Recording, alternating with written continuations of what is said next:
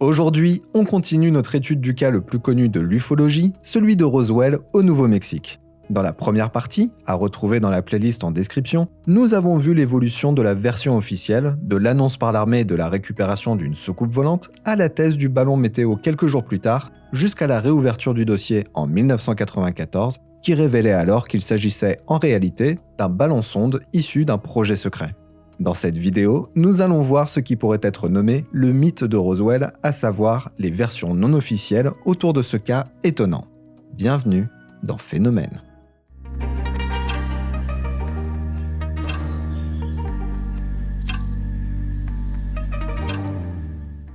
L'affaire Roswell, parce qu'elle démontre un mensonge avéré de l'armée, quelle que soit la vérité derrière, a déchaîné les passions. Nombre d'ufologues se sont confrontés à ce cas mystérieux et les thèses sont pour le moins variées. Commençons par revoir l'évolution de ce qu'on pourrait appeler le mythe de Roswell à travers le temps. Pour cela, on va voir en détail la première version du mythe avant de voir les éléments qui évoluent et s'ajoutent dans les 5 versions suivantes. C'est en 1980, avec la publication du livre The Roswell Incident par Charles Berlitz et William Moore, que le mythe de Roswell naît. Cette première version se détourne de la version officielle de l'époque, à savoir qu'il n'y avait pas d'OVNI, mais un simple ballon météo. Pour en revenir à la genèse du mythe, Charles Berlitz et William Moore sont allés à Roswell pour recueillir les nombreux témoignages d'une population qui, selon eux, a été réduite au silence par la menace. Dans le livre, les faits rapportés sont les suivants. Durant l'été 1947, des soucoupes volantes auraient été intriguées par les progrès scientifiques humains, en particulier sur le site militaire américain d'Alamogordo, au Nouveau-Mexique, là où étaient développées les bombes nucléaires. Le soir du 2 juillet, une de ces soucoupes aurait survolé la ville de Roswell, toujours au Nouveau-Mexique. Quelque temps après ce survol, la soucoupe volante aurait été frappée par un éclair, ce qui aurait provoqué la dispersion d'une partie de la soucoupe sous forme de débris dans le ranch qu'elle survolait, à savoir le ranch de William Brazel. Suite à l'impact de l'éclair, l'objet aurait poursuivi son vol sur environ 160 km avant de s'écraser dans une zone nommée Plaine de Sainte-Augustine. L'événement aurait été capté par le radar de la zone de tir de la base militaire de White Sands. L'événement aurait été interprété par les militaires comme le crash d'un avion. Ils ordonnent alors des recherches au lever du jour. Le matin du 3 juillet, avant que les militaires n'accèdent à la zone du crash, Barney Barnett, un habitant de Socorro et ingénieur civil pour le gouvernement spécialisé dans la conservation des sols, observe un objet brillant au milieu du désert qu'il décrit comme un objet en forme de disque de 7 à 10 mètres de diamètre. Barnett rapporte que l'objet présentait une ouverture suite à un impact ou une explosion. Alors qu'il observe l'objet, il est rejoint par un groupe d'archéologues de l'université du Michigan qui réalisait des fouilles dans la région. Ils auraient alors attiré l'attention de Barnett sur des corps à proximité et dans l'objet. Ces corps auraient été des humanoïdes d'environ 1,20 m avec des têtes rondes, disproportionnées, de petits yeux étrangement espacés et sans cheveux ni poils. Les corps étaient habillés d'une combinaison grise d'une pièce, sans zip, ceinture ou bouton. Tout ce petit monde a rapidement été rejoint par l'armée qui avait ordonné les recherches concernant ce qu'ils pensent alors être un avion. Mais en découvrant qu'il s'agissait d'une soucoupe volante et que ses occupants n'étaient pas d'apparence humaine, ils ont mis Barnett et les archéologues à l'écart en leur ordonnant de garder le silence sur ce qu'ils ont vu et que cela relevait du patriotisme. Pour rappel, nous sommes juste après la Seconde Guerre mondiale et la région a déjà été formée au secret par devoir patriotique lors du développement de l'arme nucléaire via le projet Manhattan. L'armée aurait ensuite collecté et emporté les débris et les corps découverts, supprimant toute trace du crash. Au même moment, William Brazel, dit Mac, découvre dans son ranch des débris qu'il qualifie d'étranges et pour lui totalement inconnus. Mais ce n'est que 2 jours plus tard, le 5 juillet, que Mac se rend dans la ville de Corona où il entend parler des histoires d'observation de soucoupes volantes dans la région. Il suppose alors que les étranges débris retrouvés sur sa propriété seraient issus d'une de ces soucoupes volantes. Le lendemain, le 6 juillet, sur les conseils de son voisin, Brazel se rend à Roswell pour rapporter ses découvertes au shérif George Wilcox. Suite au rapport de Brazel, Wilcox prévient l'armée à la base de Roswell à travers l'officier du renseignement en place, le major Jesse Marcel. Jesse Marcel, qui pilotait depuis 1928, était un pilote chevronné, expert en cartographie, ce qui lui a valu de rejoindre les services de renseignement de l'armée. Il affirmait être en totale connaissance de tout ce qui volait, que ce soit américain ou étranger, qu'il s'agisse d'avions, de ballons-sondes ou de missiles. Bref, le 7 juillet, le major Marcel se rend alors avec un autre officier du nom de Cavit au ranch de Brazel où il retrouve Mac et le shérif Wilcox. Les 2 militaires collectent et récupèrent alors les débris retrouvés par Brazel. Ces débris, étonnamment légers, ressemblaient à un matériau fait de parchemin et des poutres présentant des symboles en rose ou pourpre interprétés comme une forme d'écriture ou de hiéroglyphes inconnus des témoins. Marcel rapporte que les symboles ne pouvaient être altérés, rendant la forme d'impression particulièrement étrange. Il rapporte également que certains débris auraient été une forme de métal très léger, impossible à déformer, même avec une masse.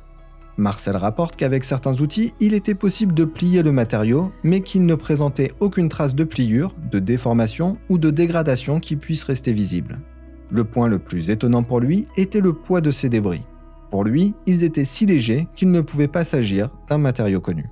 De retour à la base avec les débris, au soir, le major Marcel rapporte la découverte à ses supérieurs et rapporte que l'origine des débris est non identifiée, mais que les propriétés des matériaux lui faisaient penser qu'il ne s'agissait en rien d'objets d'origine terrestre.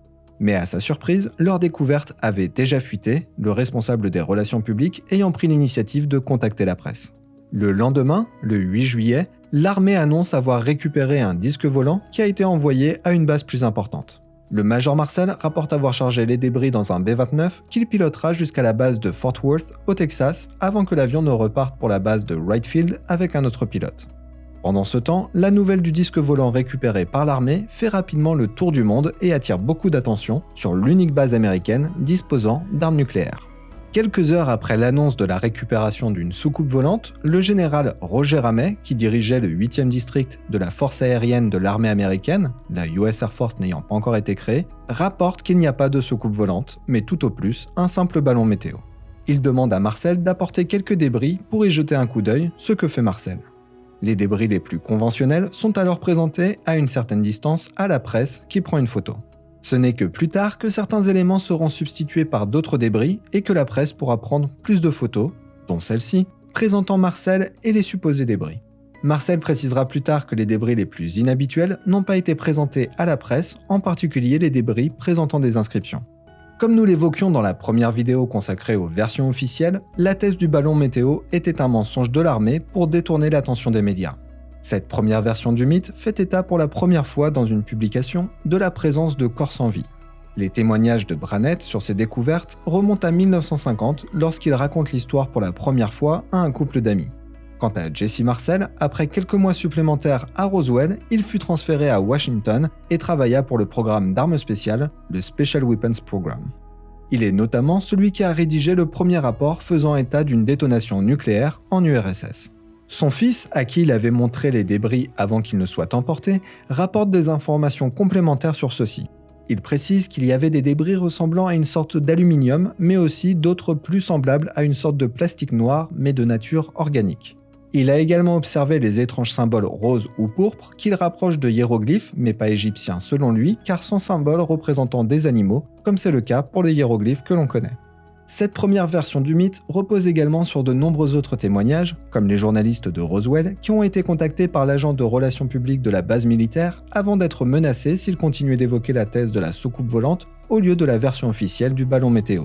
De même, malgré la mort de Brazel en 1963, son fils a témoigné de l'expérience vécue par son père. Il se rappelle que son père était revenu au ranch plusieurs jours après avoir emmené les débris avec Marcel et qu'à son retour, il était peu enclin à parler de là où il était ou de ce qu'il avait vu. Son fils se rappelle néanmoins que son père était dégoûté de la tournure qu'avait pris l'affaire. Il se souvient notamment que son père avait déclaré avoir seulement voulu faire une bonne action et qu'en réponse, il s'était retrouvé en prison. Sous-entendant qu'il a été arrêté par l'armée suite à ses découvertes et sa volonté de ne pas vouloir se taire sur ce qu'il avait découvert.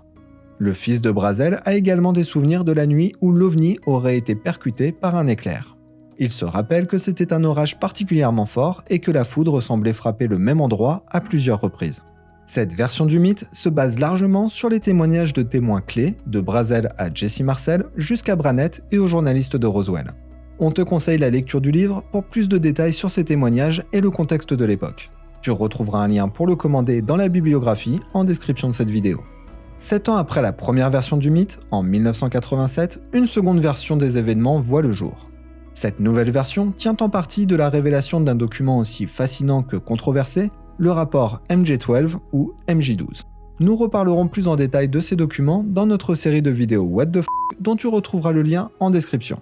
Pour revenir à cette nouvelle version, voyons le nouveau déroulé qui y est évoqué. C'est le 2 juillet, ou à une date proche, qu'une soucoupe volante aurait rencontré des difficultés et aurait explosé à environ 120 km de la base militaire de Roswell.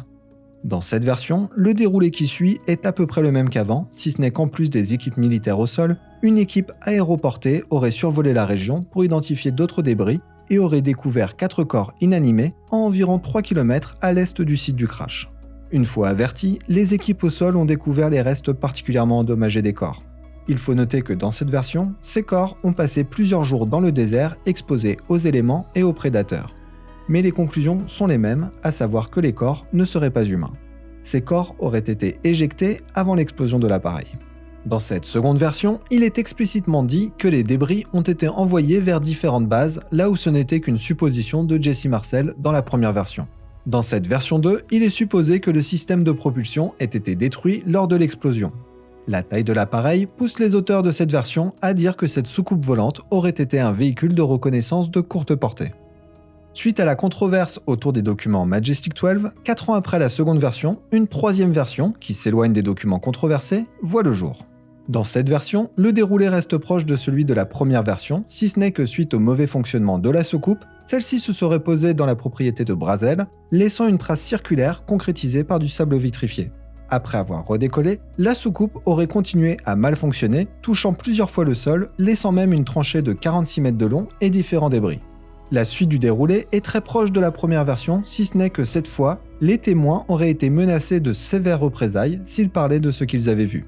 Dans cette version, il est également indiqué que les corps auraient été transportés temporairement à l'hôpital de la base militaire de Roswell. Un témoin civil en visite sur la base rapporte avoir vu la soucoupe et les corps avant d'avoir été renvoyés hors de la base. Dans cette version, Brazel, le rancher qui a découvert les débris dans sa propriété, aurait reçu des instructions de l'armée sur la version des faits qu'il devait présenter, à savoir un ballon météo. Ce qui fait que son interview donnée le 9 juillet n'était qu'un tissu de mensonge.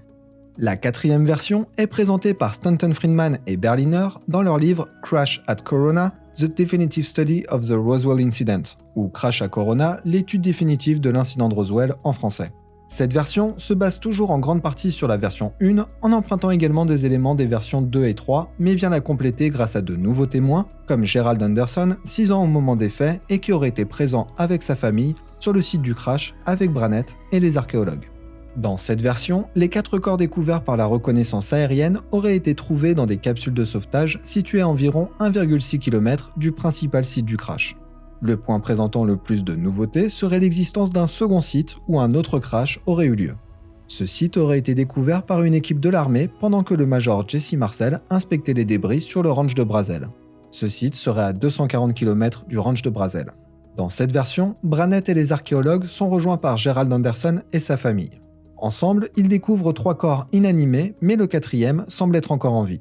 Cette version contredit la 3e sur plusieurs points, en particulier sur la localisation du ou des crashs. Suite aux contradictions de la version 4, de nouvelles versions vont rapidement prendre le pas. La version 5 s'éloigne du témoignage de Brannett et des incohérences de localisation qui s'y rattachent et rapporte que le témoignage de Gerald Anderson n'est que pure invention. Dans la version 5, la date du crash est changée au profit du 4 juillet. De même, la description de l'appareil évolue et évoque un appareil fin avec des ailes faisant penser à des ailes de chauve-souris. Dans la version 5, c'est l'un des archéologues qui contacte le shérif Wilcox suite à leur découverte. Et ce serait le 5 juillet que Wilcox aurait rapporté la découverte du second crash découvert par les archéologues. Il est également ajouté dans cette version que les témoins auraient été menacés de mort s'ils parlaient de ce qu'ils avaient vu. La 6e version intègre un élément qui avait été totalement rejeté de la première version, à savoir l'existence du projet Mogul, officialisé comme ultime version officielle par l'armée en 1994. Pour rappel, le projet Mogul visait à espionner les essais nucléaires russes grâce à d'imposants ballons. Voyons les nouveautés de cette version. La première semaine de juillet 1947, un ballon du projet Mogul et son équipement de télémesure se serait écrasé sur le ranch de Brazel. Au même moment, une soucoupe volante aurait été endommagée, que ce soit en raison d'un mauvais fonctionnement ou d'une collision avec le ballon et son équipement. Dans cette version, les débris retrouvés par Brazel seraient donc bien ceux d'un ballon de l'armée, mais possiblement aussi ceux d'une soucoupe volante. Quoi qu'il en soit, le gros de la soucoupe volante se serait écrasé à bonne distance du ranch de Brazel. Après que le major Jesse Marcel a rapporté la découverte des débris à ses supérieurs, dont une partie des débris était pour lui non identifiée en raison des propriétés des matériaux déjà évoqués dans la première version, il apprend que le gros de la soucoupe volante et 3 corps ont été également rapportés. Pour le reste, le déroulé est proche de ce qui a déjà été évoqué, si ce n'est que c'est le risque d'ébruiter l'existence du projet Mogul qui serait la motivation du secret. Quoi que l'on pense qu'il se soit véritablement passé début juillet 1947, de nombreux témoins rapportent avoir observé l'agitation de l'armée. Certains témoins, comme Brazel, son fils ou l'ingénieur Brennett et d'autres, rapportent des éléments précis, et si leurs souvenirs évoluent un petit peu avec le temps, l'essentiel reste le même. Pour beaucoup, dont John Ramirez, ancien de la CIA et de l'ODNI, dont nous parlons plus en détail dans cette vidéo, l'incident survenu à Roswell mi-1947 a été le déclencheur de l'organisation du secret autour de l'existence d'extraterrestres. Certains appuient leur théorie sur la réorganisation totale de l'armée et la création de la CIA en septembre 1947, quelques mois à peine après l'incident. John Ramirez évoque également un collègue, Chase Brandon, qui aurait vu le dossier de Roswell et qui lui aurait affirmé que tout était vrai, y compris la récupération d'un corps extraterrestre encore en vie. Ces 30 dernières années, les récits entourant l'affaire Roswell se sont multipliés. Nous pensons notamment à la vidéo présentée en prime time à la télévision française par Jacques Pradel, qui serait celle de l'autopsie de l'un des corps récupérés. Une vidéo qui serait fausse, mais qui serait une reconstitution fidèle, pour certains, de la véritable autopsie des occupants. Nous pensons également au récit de Matilda O'Donnell, infirmière à la base de Roswell, qui aurait communiqué avec l'extraterrestre survivant pendant plusieurs jours avant que celui-ci n'abandonne son enveloppe matérielle. Dans son récit, elle évoque que selon son interlocuteur extraterrestre, dont le nom se rapprocherait de RL, la soucoupe volante qui s'est écrasée passait sur Terre avant de se rendre à sa véritable destination. La Terre étant sur sa route, ils se seraient arrêtés pour profiter un peu de notre planète quand ils ont été frappés par la foudre et que leur appareil a commencé à avoir des problèmes. Il y a également beaucoup d'ouvrages qui se consacrent à différents points de l'affaire, comme les occupants supposés des soucoupes volantes qui, pour certains, seraient des formes de vie hybrides entre la mécanique et la biologie. Il y a également d'autres théories, comme celle évoquée par Tom DeLonge lors du podcast de Joe Rogan en 2017. Écoutons ce qu'il en dit. What I believe crashed at Roswell was, I believe it was German from Argentina, but it had hallmarks and technology based on alien technology. So we put out a story saying it's alien, and then we put out a story saying it's a weather balloon. But the real thing it was, we didn't want anyone to guess, and that's why we put those two things out there. And that's kind of how they do it. Que penser de cette théorie? Et que penser des déclarations d'une ancienne stagiaire d'Einstein qui assure que le prix Nobel aurait visité Roswell en 1947 pour observer les soucoupes volantes en possession de l'armée, mais aussi les corps des occupants? L'un des points qui tend le plus à prouver qu'il y a bien eu un crash d'une soucoupe volante à Roswell mi-1947 est le récit détaillé avancé par le colonel Philippe Corso dans son livre Au lendemain de Roswell, qui explique comment il est entré en possession de débris du crash qu'il a disséminés dans des programmes secrets pour qu'ils soient étudiés. Ces programmes auraient permis selon lui de créer la vision nocturne, la fibre optique, les circuits imprimés, le laser et d'autres technologies révolutionnaires. Pour en savoir plus, regarde cette vidéo de notre série What the Fuck où nous l'évoquons un peu plus en détail. Bon, après toutes ces infos, ce qui nous intéresse c'est d'avoir ton avis. Qu'est-ce que tu en penses? Penses-tu que nous saurons un jour la vérité sur ce qu'il s'est passé? Dis-le nous en commentaire. Merci d'avoir regardé cette vidéo et pour ne pas rater les prochaines, notamment celle qui évoquera les documents Majestic 12, abonne-toi à la chaîne et active les notifications. Si cette vidéo t'a plu, n'hésite pas à mettre un j'aime et à la partager, ça nous aidera beaucoup. Et si tu veux davantage nous aider, va faire un tour sur notre page Tipeee, le lien est en description. À vendredi prochain pour une nouvelle vidéo.